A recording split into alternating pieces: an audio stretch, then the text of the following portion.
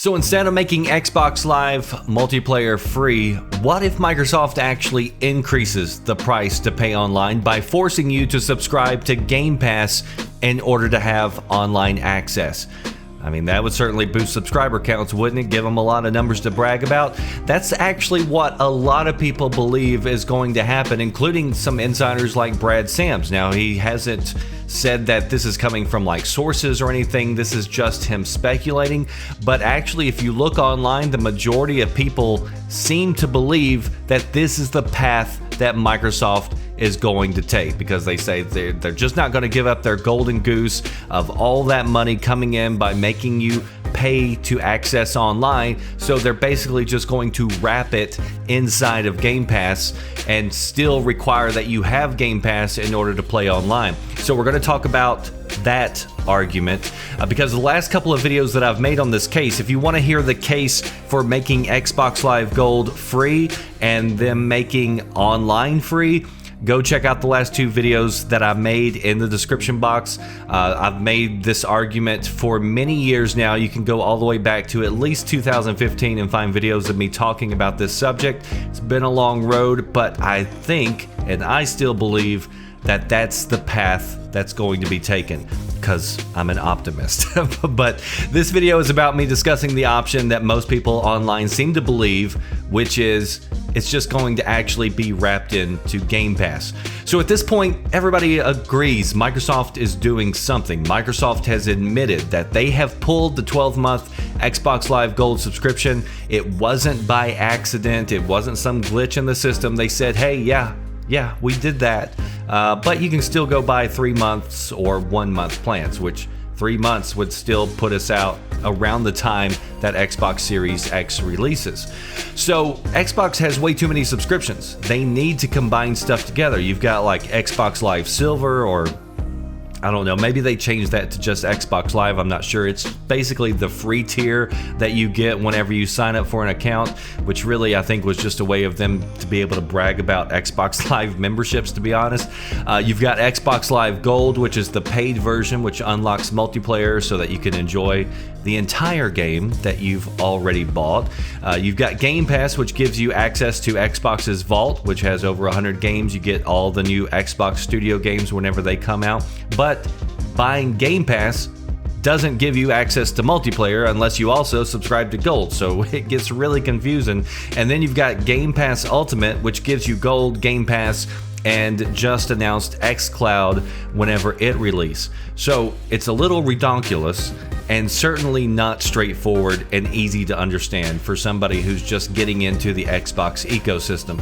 So what many people believe is that Xbox Live Gold is now going to be rolled into Game Pass. So then your options would come down to two: either paying for Xbox Game Pass or Game Pass Ultimate. And so the paywall to get online would still exist. So if you don't buy Game Pass, then you can't play online. So that would mean that the price is going to go up.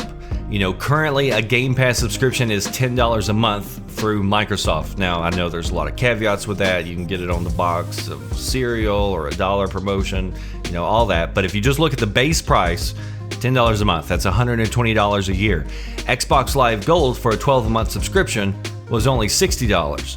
So if they kept the current pricing model and they did that, that would mean you're going to be paying twice as much.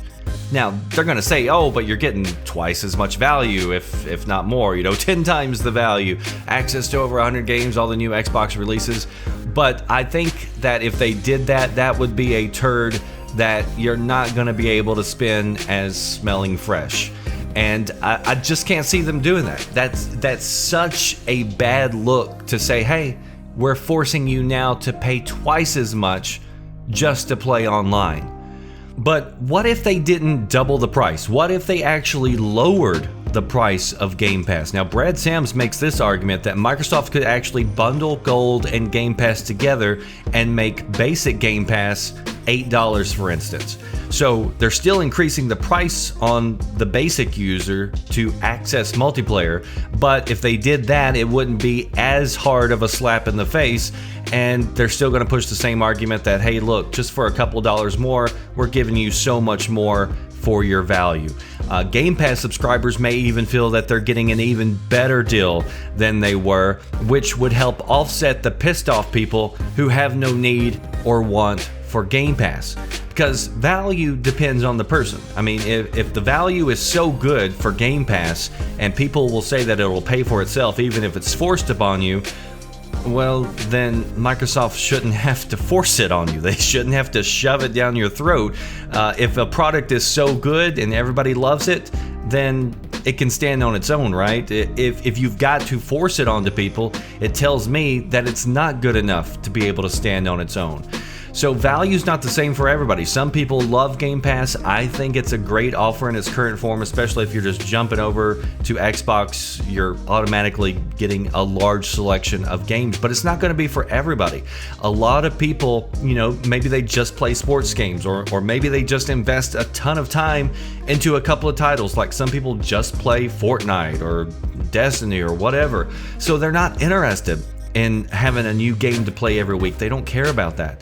Some people aren't going to be impressed with the lineup because there's a lot of fillers in there that even I don't bother wasting my time or internet connection on to download.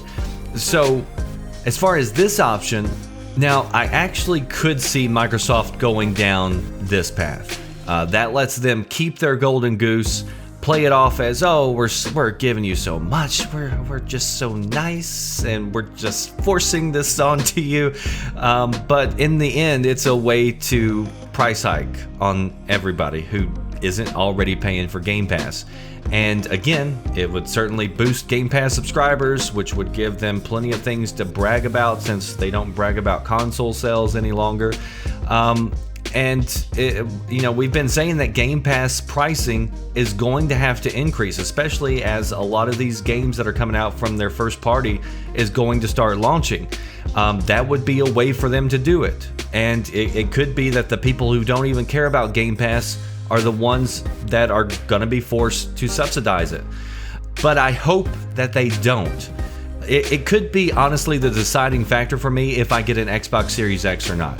I've got a nice gaming PC that plays everything Microsoft releases. I've got Game Pass till 2022. I can play all those games on my PC. So I don't need a console, but if they drop the console tax, if they remove the multiplayer paywall, then I would get one for the convenience to throw in my bedroom so I can play in bed.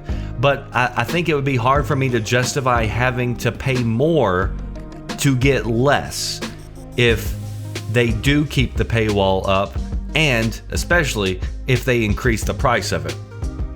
But hey, it's like I said in the beginning, I am going to be an optimist. I believe Microsoft is going to do the pro-consumer option, going to do the right thing, and going to tear down the multiplayer paywall. And if they don't, it is a huge slap in the face to the console fan base. And I'll continue to bitch about it. One thing to add though, another person considered to be many in the know, he disagrees with Brad's assessment and says it's not a matter of if, only a matter of when the multiplayer paywall falls.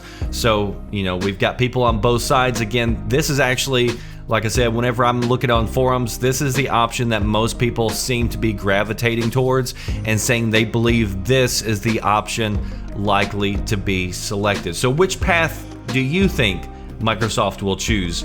Are they going to give you free Xbox Live? Are they going to make it parity across PC and give you the same access without having to pay extra for it?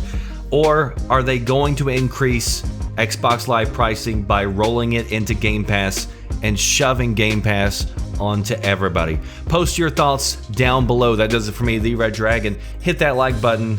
I do appreciate it, and I'll see you next time. Thanks for watching. Are you listening? Damn.